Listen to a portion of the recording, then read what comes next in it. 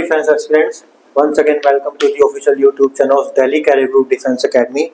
And today we have with us our Gusher sir, जो कि हमारे दिल्ली कैरियर ग्रुप में डिफेंस काउंसलर हैं। एक्चुअली आज की हमारी वीडियो बनाने का मेन मकसद ये है कि हमारे पास हमने पहले एक वीडियो बनाई थी जिसमें हमने ये बताया था कि एनडीए 1 2026 से लेकर 2027 तक कौन कौन बच्चे एलिजिबल हैं, जिसमें हमने डेट ऑफ बर्थ बताई थी। गुरशेर सर ने वो चीज़ काफ़ी अच्छे में एक्सप्लेन की थी, बट उसके बाद भी हमारे पास लगातार बहुत सारे कमेंट आ रहे हैं जो बच्चे हमें पूछ रहे हैं अपनी डेट ऑफ बर्थ मेंशन करके कि सर मैं एलिजिबल हूँ या नहीं हूँ, मैं कंफ्यूजन हो रही है।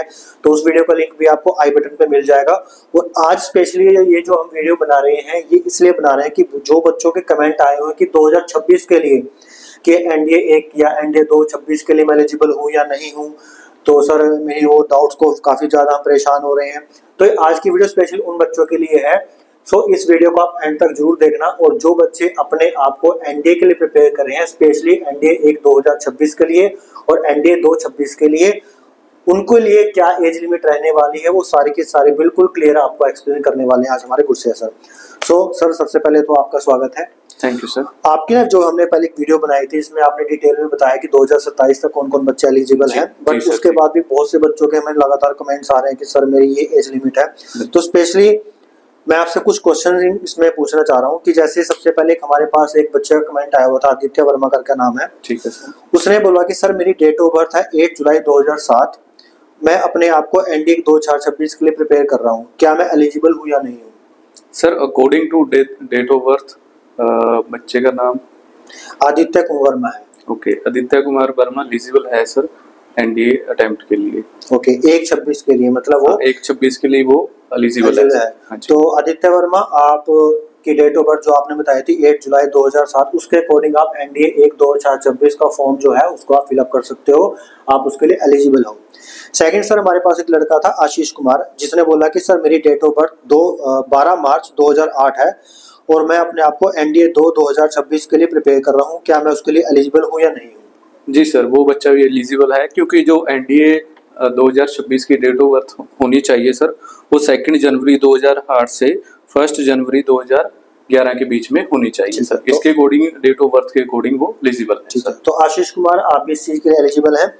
नेक्स्ट हमारे पास सर स्टूडेंट था जिसने बताया कि सर मेरी डेट ऑफ बर्थ है 31/10/2010 और वो करंटली अभी 12th क्लास में स्टडी कर रहा है, तो वो भी अपने आप को एनडीए 2026 के लिए प्रिपेयर कर रहा है। तो क्या वो एनडीए 1 2026 और 2026 दोनों के लिए एलिजिबल है या नहीं है? Sir according to date of birth जो उसका फर्स्ट अटेम्प्ट एलिजिबल नहीं है और सेकंड अटेम्प्ट के लिए वो एलिजिबल है सर। मतलब कहने का मतलब ये है कि एनडीए अटेम्प्ट 2026 का फर्स्ट वाला है उसके लिए वो एलिजिबल नहीं है क्योंकि उसकी एज कम है सर। ओके, क्यों इसमें जो एज लिमिट होनी चाहिए वो 15.5 साल का बच्चा होना चाहिए जब वो फॉर्म फिल करता है सर। ठीक है। लेकिन सेकंड अटेम्प्ट के लिए वो एलिजिबल है सर। ठीक है, मींस वो एनडीए 2 2026 के लिए एलिजिबल है। जी सर, जी ठीक है। उसके बाद सर एक था यश डोगर, जिसने बताया कि सर मेरी एज लिमिट है 12/1 यानी 12 जनवरी 2011 अकॉर्डिंग टू आधार कार्ड। ठीक है।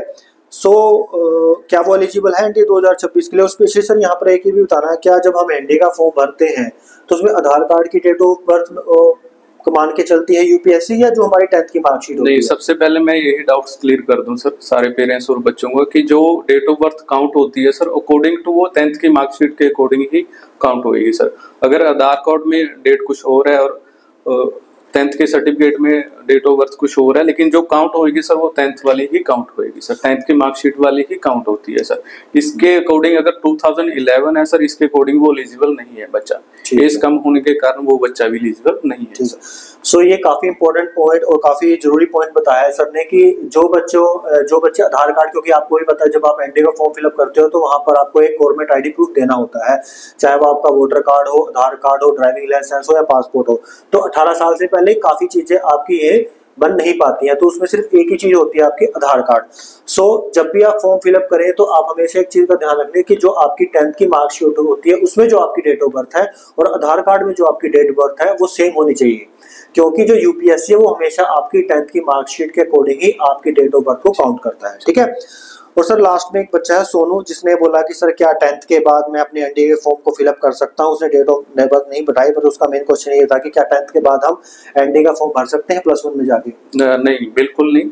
जो एनडी का अटेम्प्ट आप फिल कर सकते हो या एनडी का फॉर्म आप फिल कर सकते हो, उसके लिए आप 12th अपीयरिंग में होने चाहिए। मतलब फर्स्ट अटेम्प्ट जो आपका होता है सितंबर मंथ में होता है, सेकंड अटेम्प्ट आपका होता है जो होता है अप्रैल मंथ में होता है। मतलब कि आप 12th के करते करते आप 2 अटेम्प्ट 12th के पहले दे देते हो।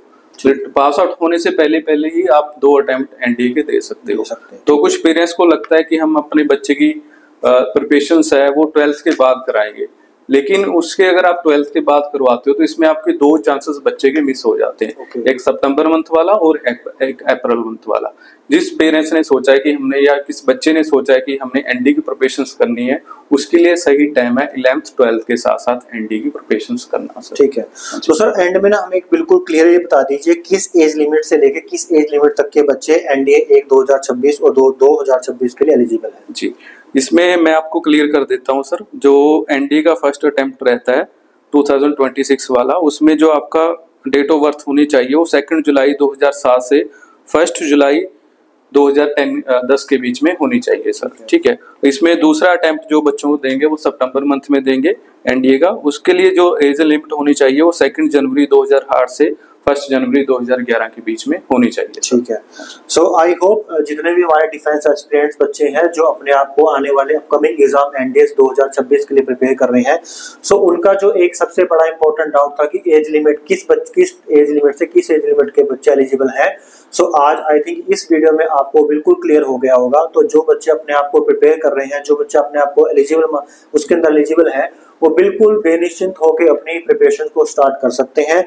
और इसके साथ साथ हम आपको ये भी बताना चाहते हैं कि जो हमारा दिल्ली कैरियर ग्रुप हमारा ब्रांच है, हमारी दिल्ली कैरियर ग्रुप जो हमारी अकेडमी है, वहाँ पर आपको आपकी स्कूलिंग के साथ साथ आपको एनडीए की पूरी प्रिपरेशन करवाई जाती है। मोर इन्फॉर्मेशन के लिए आप हमें कॉल भी कर सकते हैं, हमारी ब्रांचेस के अंदर विजिट भी कर सकते हैं। सो नेक्स्ट सेशन के अंदर, नेक्स्ट वीडियोस के अंदर कुछ और इम्पोर्टेंट अपडेट्स आपके साथ लेके आएंगे। तब तक के लिए थैंक यू। जय हिंद, जय भारत।